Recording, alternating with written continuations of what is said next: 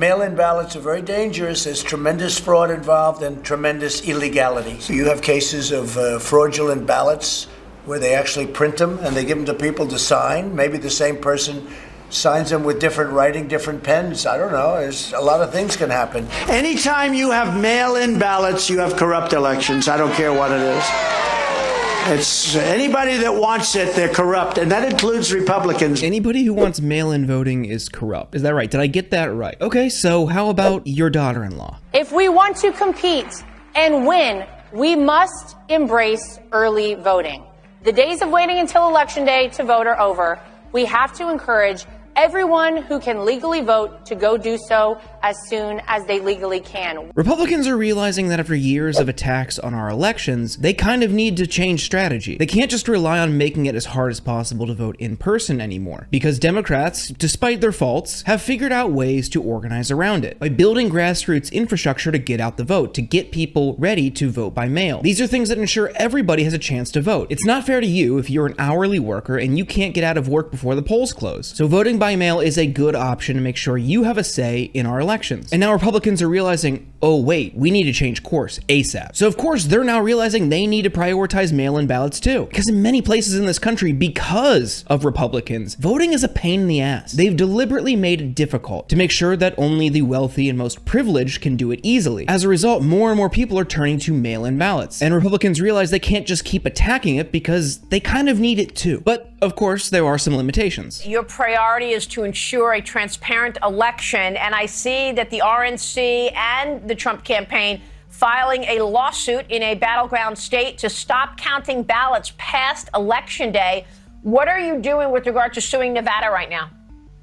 Yeah, well, that's exactly right. You cannot have ballots counted, Maria, after elections are over. And right now, that is one of the many lawsuits we have out across this country to ensure that just that happens, that we have a free, fair, and transparent election. So in Nevada, as you pointed out, we are saying we want on Election Day that to be the last day that mail-in ballots can be counted. They're flip-flopping. They are pivoting. They are changing course. But on that topic, check this out. I love $29 donors more than I love those big, fat, beautiful $1 million donors. Just like with mail-in ballots, Trump's team is now realizing they have to rely on small dollar donors. They need a grassroots movement too, because that's been the stronghold for Democrats for years. Bernie's campaign was propelled by it, and you're seeing more and more progressive Democrats across the country rely on individual small dollar donors because it's a more sustainable way to run a campaign. Trump's fundraising numbers are in the toilet. In another sign that the former president's legal issues are translating into financial headaches, new campaign fundraising numbers show him trailing Team Biden by nearly $40 million.